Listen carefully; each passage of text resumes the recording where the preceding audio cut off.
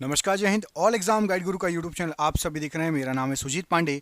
यहाँ पर आपके लिए लेकर आ गए हैं जीके के बहुत ही शानदार एमसीक्यू जो कि आपको आने वाले एग्जाम में आएंगे। चाहे आप किसी भी एग्जाम की तैयारी कर रहे हैं, एसएससी जीडी, एसएससी सीजीएल, पटवारी, शिक्षक पात्रता परीक्षा, पुलिस की तैयारी कर रहे हैं, आर्मी की तैयारी कर रहे हैं, किसी भी एग्जाम की तैयारी कर रहे हैं, स्टेट लेवल से लेकर सेंट्रल लेवल में सभी एग्जाम में क्वेश्चन आ सकते हैं। और इसमें से आपके इस वीडियो में से ही आपके हो सकते हैं 1 2 3 क्वेश्चन आपको एग्जाम में मिल जाएं। अच्छे से तैयारी करिएगा, अच्छे से इसको देखिएगा। यदि आपको पसंद आए तो लाइक करिएगा, ठीक है। स्पीड रहेगी सुपर फास्ट, कम समय में ज़्यादा क्वेश्चन कराएंगे। दोस्तों बिल्कुल एग्जाम में कोताही नहीं बरतनी है। 1 2 क्वेश्चन आ सकते हैं तो बताना मुझे आपके कितने क्वेश्चन सही गए। करते हैं वीडियो को बिना देखे हुए स्टार्ट। और बीच बीच में मैं आपसे कुछ क्वेश्चन पूछूंगा, उसके आंसर कमेंट करते बताते आना, ठीक है। पहला क्वेश्चन देखो, छिली हुई सब्जियों को धोने से कौन सा विटामिन निकल जाता है। तो छिली हुई सब्जियों को यदि आप धोएंगे तो उसमें से आपका विटामिन सी नष्ट हो जाता है और विटामिन सी निकल जाता है। ऑप्शन नंबर बी यहाँ पर राइट आंसर है। निम्नलिखित में से किसकी उपस्थिति के कारण दूध में मिठास आती है, दूध मीठा लगता है। यहाँ पर आपको जो ऑप्शन दिए गए हैं उसमें से लैक्टोज की उपस्थिति के कारण दूध में मिठास आती है, दूध जो है वो मीठा लगता है हमको। प्रकाश संश्लेषण की क्रिया में किस प्रकार का प्रकाश सबसे अधिक प्रभावशाली होता है। तो प्रकाश संश्लेषण की जो क्रिया होती है उसमें सबसे अधिक लाल रंग का जो प्रकाश होता है वो प्रभावशाली होता है। ऑप्शन नंबर डी लाल रंग का प्रकाश राइट आंसर है। पौधों की लंबाई में वृद्धि के लिए आवश्यक इनमें से क्या नहीं है।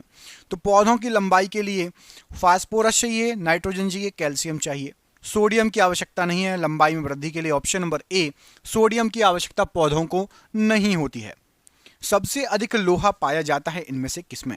तो सबसे अधिक लोहा मतलब आयरन, आयरन पाया जाएगा आपका। हरी सब्जी खाएंगे तो हष्ट पुष्ट रहेंगे। मुंह मत फुलाया करो, मम्मी जब भाजी बनाती हैं पालक की, मेथी की, और अभी ठंड है, दबा के खाओ, दिमाग भी तेज होगा, आयरन मिलेगा, शरीर भी मजबूत होगा।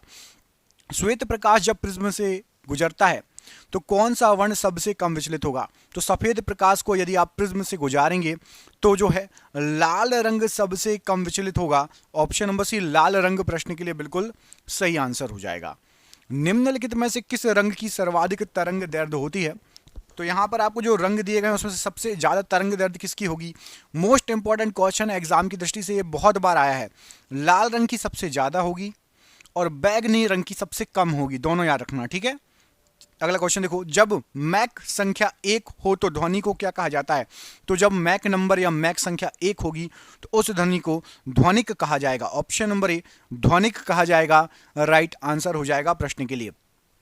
Centre for DNA fingerprint diagnostic मतलब सीडीएफडी कहाँ स्थित है। तो सीडीएफडी ये आपका हैदराबाद में स्थित है। ऑप्शन नंबर ए हैदराबाद प्रश्न के लिए बिल्कुल सही आंसर हो जाएगा। प्रोटीन के निर्माण में आधारभूत इकाई इनमें से क्या है। तो प्रोटीन का जो निर्माण होता है अमीनो अम्ल या अमीनो एसिड आधारभूत इकाई है। ऑप्शन नंबर ए अमीनो अम्ल अमीनो एसिड राइट आंसर है। प्रोटीन बनाने के लिए कितने अमीनो अम्ल की आवश्यकता होती है। तो प्रोटीन बनाने के लिए आपका 20 अमीनो अम्ल या अमीनो एसिड की आवश्यकता होती है। यहां पर ऑप्शन नंबर सी 20 अमीनो अम्ल अमीनो एसिड राइट आंसर हो जाएगा। डीएनए संश्लेषण का प्रतिपादन किसके द्वारा किया गया। तो डीएनए संश्लेषण का प्रतिपादन ये ऑर्थर कॉर्नबर्ग के द्वारा किया गया। यहां पर option number A Arthur Kornberg प्रश्न के लिए बिल्कुल सही आंसर हो जाएगा। जीन का आकार कैसा होता है। तो जो जीन होता है ये आपका सर्पाकार होता है। ऑप्शन नंबर सी जो जीन होता है उसका आकार सर्पाकार होगा प्रश्न के लिए बिल्कुल सही आंसर है। निम्नलिखित में से कौन सी जांच एक बच्चे के पिता का निर्धारण करती है।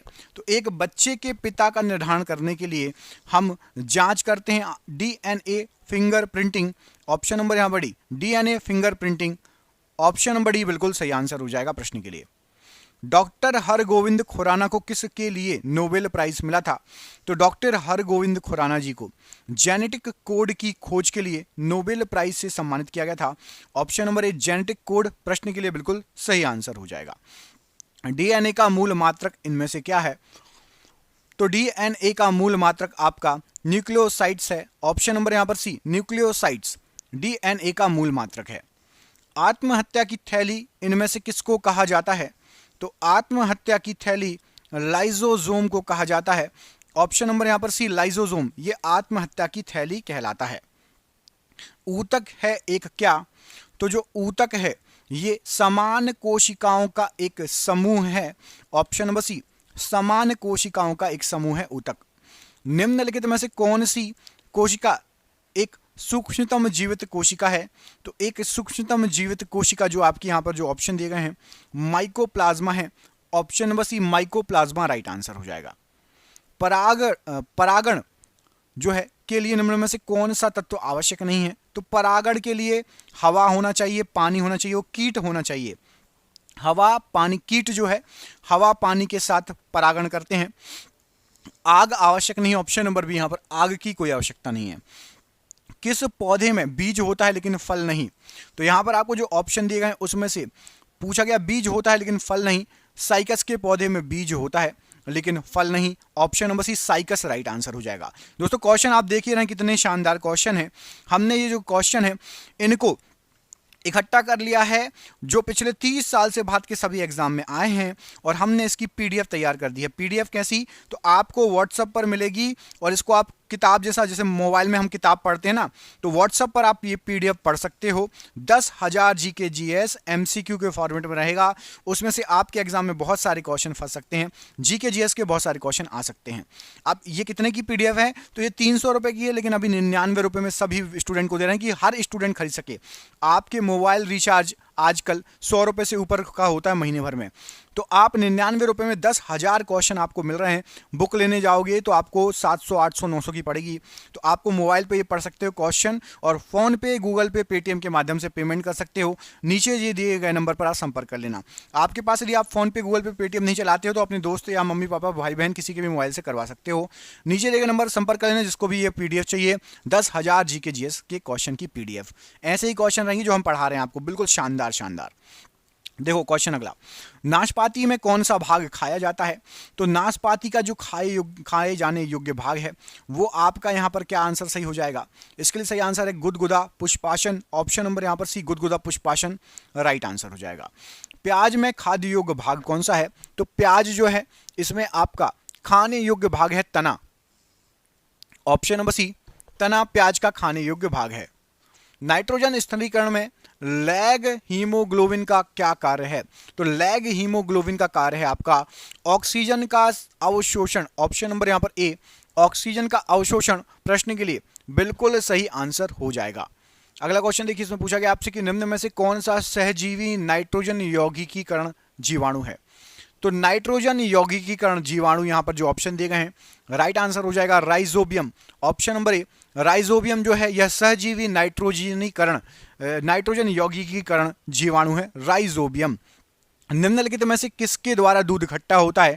यहां पर आपको जो ऑप्शन दिए गए हैं बैक्टीरिया के द्वारा दूध खट्टा होता है। ऑप्शन नंबर यहां पर सी, बैक्टीरिया के कारण जो है दूध खट्टा हो जाता है। दोस्तों कमेंट करके बताना है आपको कि दूध से दही जमाने में किसकी सहायता लेते हैं?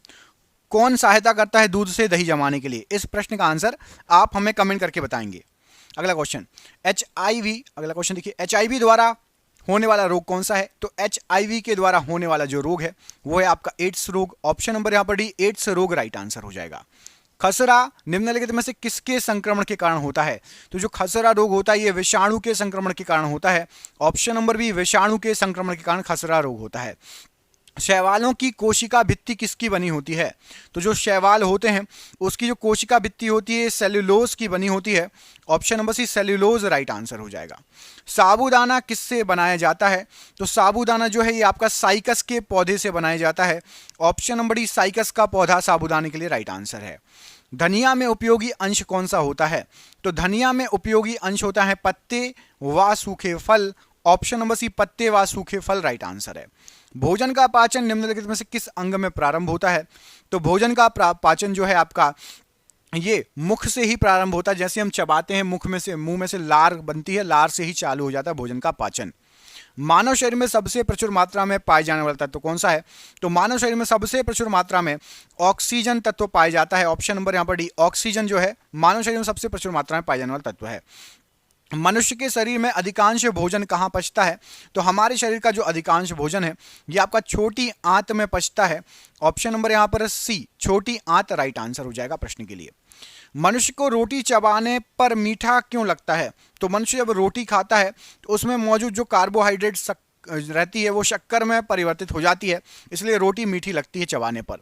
जब किसी माध्यम का ताप बढ़ता है उस माध्यम में प्रकाश का वेग कैसा होगा? किसी भी माध्यम का ताप बढ़ेगा तो प्रकाश के वेग पर कोई प्रभाव नहीं पड़ेगा, अपरिवर्तित रहेगा प्रकाश का वेग। महान वैज्ञानिक आर्किमिडीज का संबंध किस देश से है? तो महान वैज्ञानिक आर्किमिडीज ये ग्रीस देश से संबंधित है। ऑप्शन नंबर डी, ग्रीस देश से संबंधित है आर्किमिडीज। न्यूटन मीटर किसका मात्रक है?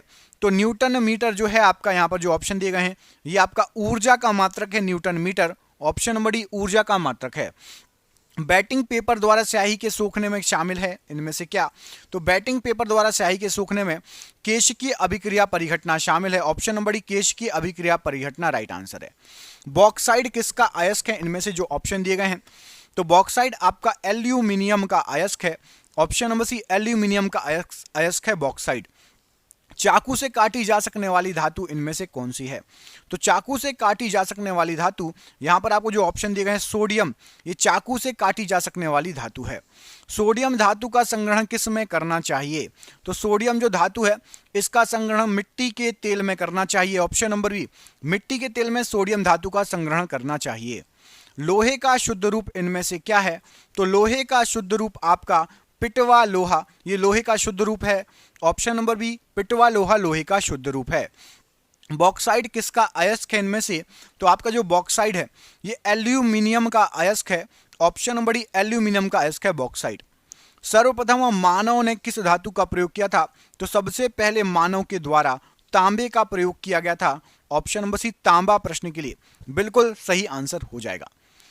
हरा थोथा या हरा कसीस का रासायनिक नाम है? तो हरा थोथा या हरा कसीस फेरस सल्फेट रासायनिक नाम है। Option number D ferrous sulphate प्रश्न के लिए बिल्कुल सही आंसर हो जाएगा। पेंसिल में लेड का प्रतिशत कितना होता है? तो पेंसिल के अंदर एक काम करो, इसका आंसर आप कमेंट करके बताओ कि जो पेंसिल होती है उसमें लेड का प्रतिशत कितना होता है। इस प्रश्न का आंसर आप में से देखते हैं किस किस को पता है, कमेंट बॉक्स में कमेंट करके बताइए। कौन सा तत्व सबसे पहले कृत्रिम रूप से उत्पादित किया गया था? तो सबसे पहले कृत्रिम रूप से आपका यहाँ पर जो ऑप्शन दिए गए हैं प्लूटोनियम को उत्पादित किया गया था। ऑप्शन नंबर सी प्लूटोनियम प्रश्न के लिए बिल्कुल सही आंसर हो जाएगा। निम्नलिखित में से किसे यशद पुष्प भी कहते हैं? तो यशद पुष्प कहा जाता है, यहाँ पर आपको जो ऑप्शन दिए गए हैं जिंक ऑक्साइड को यशद पुष्प भी कहा जाता है। Option number D zinc oxide right answer है। नीला थोथा किसे कहते हैं? तो नीला थोथा आपका कॉपर सल्फेट को कहा जाता है।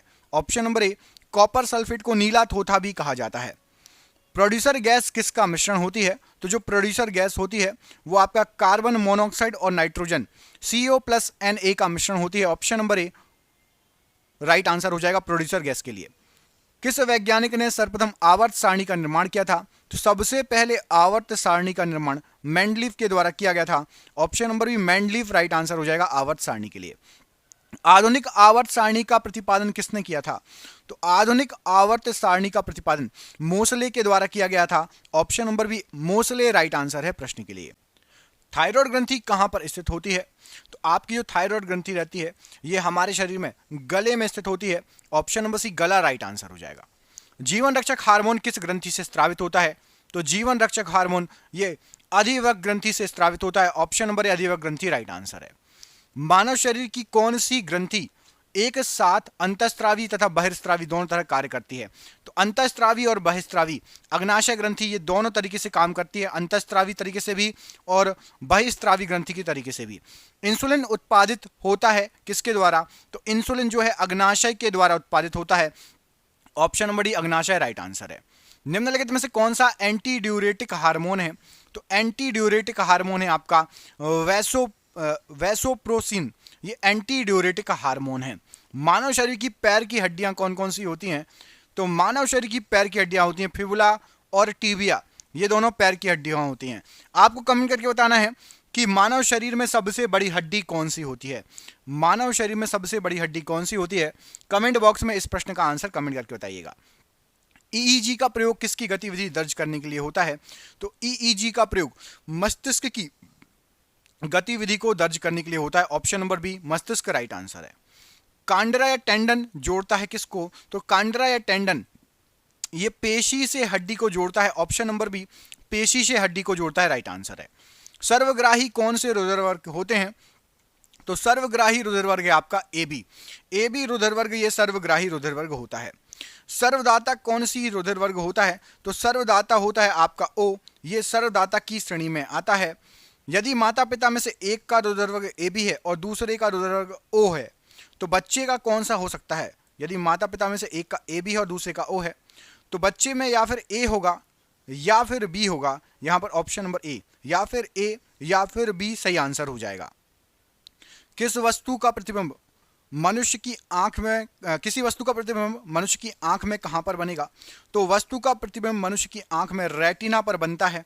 Option number D, retina right answer हो जाएगा प्रश्न के लिए। रोगियों का दांत देखने के लिए दंत चिकित्सकों द्वारा कौन सा दर्पण का यूज किया जाता है? तो दांतों को देखने के लिए रोगियों का दंत चिकित्सक अवतल दर्पण का यूज करता है। ऑप्शन नंबर यहां पर भी अवतल दर्पण राइट आंसर है। वाहनों में पीछे से आगे आने वाले वस्तुओं को देखने के लिए किसका उपयोग होता है? तो पीछे से आने वाले वस्तुओं को देखने के लिए उत्तल दर्पण का यूज होता है। ऑप्शन नंबर सी, उत्तल दर्पण प्रश्न के लिए बिल्कुल सही आंसर हो जाएगा। इंद्रधनुष में किस रंग का विक्षेपण अधिक होगा? तो इंद्रधनुष में सबसे अधिक विक्षेपण पूछा गया है। राइट आंसर क्या हो जाएगा प्रश्न के लिए? यहां पर राइट आंसर है बैगनी रंग का विक्षेपण सबसे अधिक होगा। इंद्रधनुष की बात हो रही है। ऑप्शन नंबर ए यहां पर राइट आंसर है। यातायात के सिग्नल में लाल प्रकाश प्रयुक्त किया जाता है, क्यों? तो यातायात के सिग्नल में लाल प्रकाश, क्योंकि लाल रंग का सबसे कम परिक्षेपित होता है लाल रंग, इसलिए यातायात में लाल प्रकाश प्रयुक्त किया जाता है। आकाश का नीला रंग किसके कारण दिखाई देता है? तो आकाश का नीला रंग प्रकाश के प्रकीर्णन के कारण दिखाई देता है। ऑप्शन नंबर बी, प्रकीर्णन राइट आंसर है।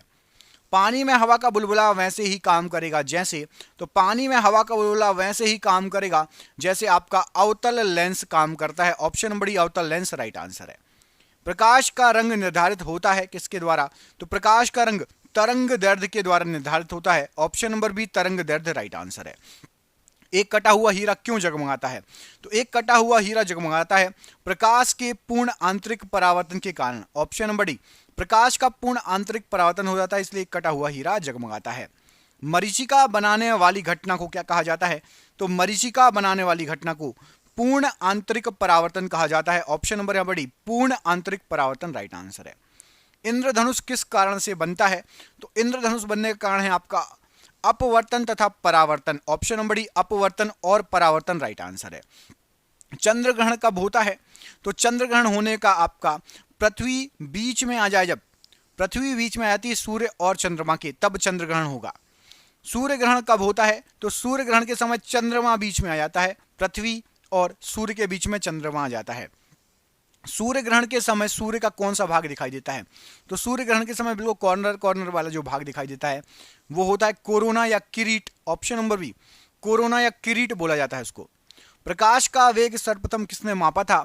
तो सबसे पहले प्रकाश का वेग रोमर के द्वारा मापा गया था। Option number a, Roemer right answer हो जाएगा। प्रकाश के विद्युत चुंबकीय स्वरूप की खोज किसने की थी? तो प्रकाश के विद्युत चुंबकीय स्वरूप की खोज मैक्सवेल के द्वारा की गई थी। Option number C, Maxwell right answer है। निम्नलिखित में से कौन सी घटना यह निर्णय लेने में सहायक होती है कि प्रकाश एक अनुप्रस्थ तरंग है?